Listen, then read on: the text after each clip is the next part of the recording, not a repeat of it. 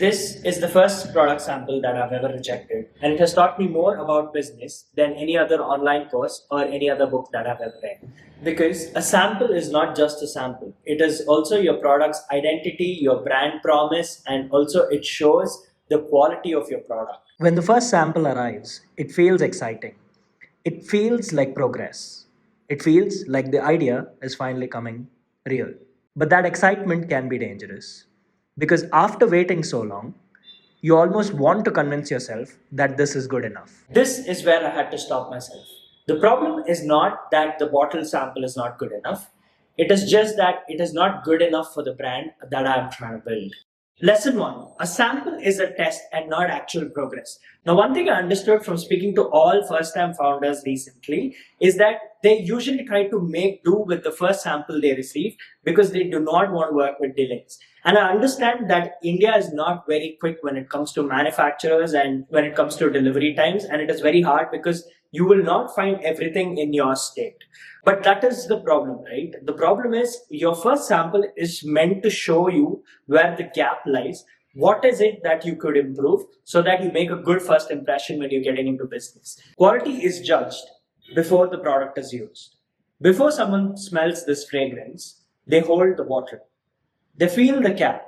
They notice the weight. They judge the finish. And if that feels cheap, the fragrance has almost already lost its value even before it has been sprayed. This is not just true for perfumes. It is also true if you're building a clothing brand, in which case the customers will look at the quality of your fabric. It is also true in skincare. If you're trying to do a premium skincare brand and your packaging doesn't match the product, then it will not work. If your packaging is poor, then people will not take your brand seriously. So there is no way you can skip even the smallest details when you're trying to build a brand. I could have accepted this sample. I could have moved faster. I could have launched sooner.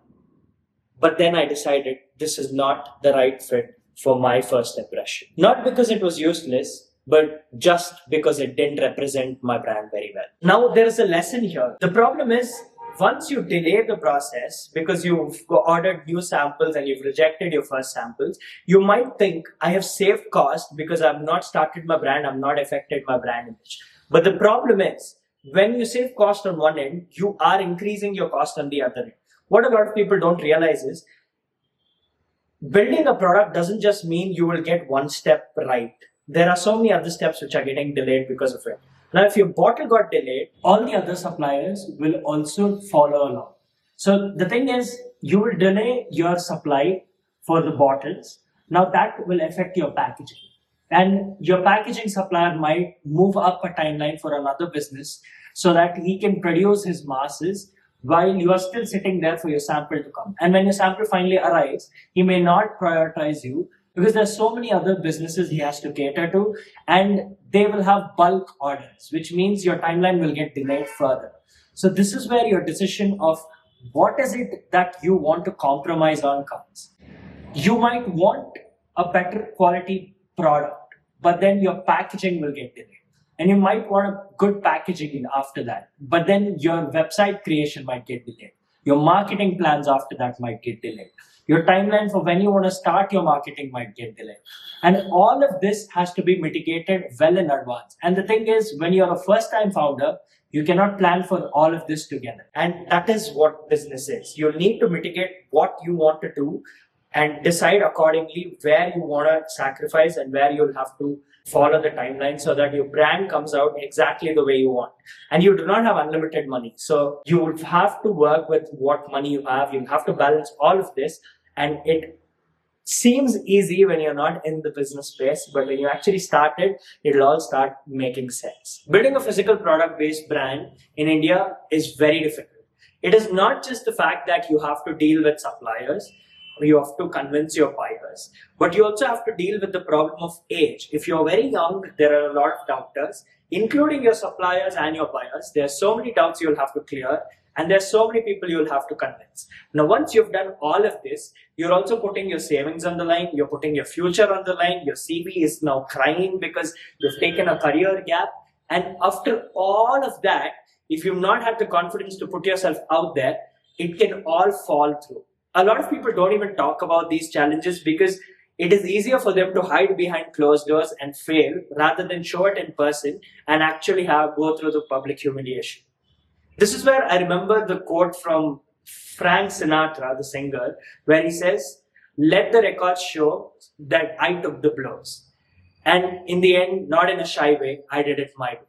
And that is one thing which always comes to mind whenever I'm like, okay, this is a public humiliation ritual for me. I'm putting all this information out there, and after all of this, if I fail, what am I even doing? But that is when I remember that sentence. And that is why I am talking about it openly. There are so many other things you have to deal with. There is things about networking, you have to worry about your marketing, you have to worry about your first hires, you have a need for interns, you need to maintain your websites, you need to do your marketing on time, you need to develop your brand. There's so many things you have to do, and all of this has to be worked on the same timeline. Now I'm taking it step by step by step, but the thing is, I thought, okay, one step at a time means I will not have to do the previous step again. But the truth is, now after I move from one step to the other, I have to do both the steps together while adding new information constantly. So it's not one step at a time. It is multiple steps keep getting added along the way, and you keep getting busier and busier as and when your business progresses.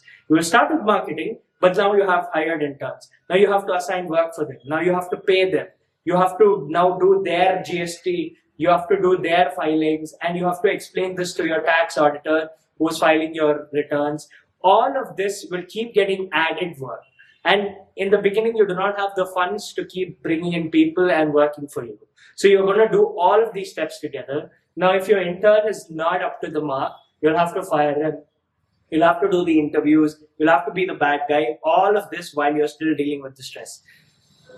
Businesses are romanticized, I agree, but it is not as easy as you think, but it is not as impossible as you think also. I know it sounds a little too hard right now, but I am truly getting to have this growth curve. And I know a lot of people who get into businesses have the same mindset where they're like, you know what, I'm not fulfilled with my corporate job and I need something which is more of a challenge.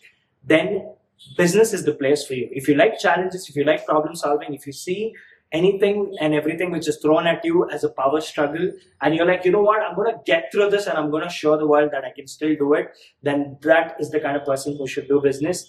I am thoroughly enjoying myself while I'm documenting it. I am only worried a little because I'm still just a beginner and there's so much more to do. But all of it is fun because I'm documenting it. And when I make it, I'll look back and be happy that I documented it. Because I know a lot of people, for example, Alex Hammers is someone I look up to. And he constantly keeps talking about how he should have documented his entire journey. And I'm like, you know what, I'm going to do the same for me. Only this time I'm going to start from the very beginning. So that is what I'm doing here. Anyway, I have explained all the steps which you need to do if you are getting into business in another video. And there are multiple other videos explaining my timeline and my story. So if you are interested to be part of this journey, make sure to hit that subscribe button. And I'll see you guys in the next video. Till then, take care. Bye-bye.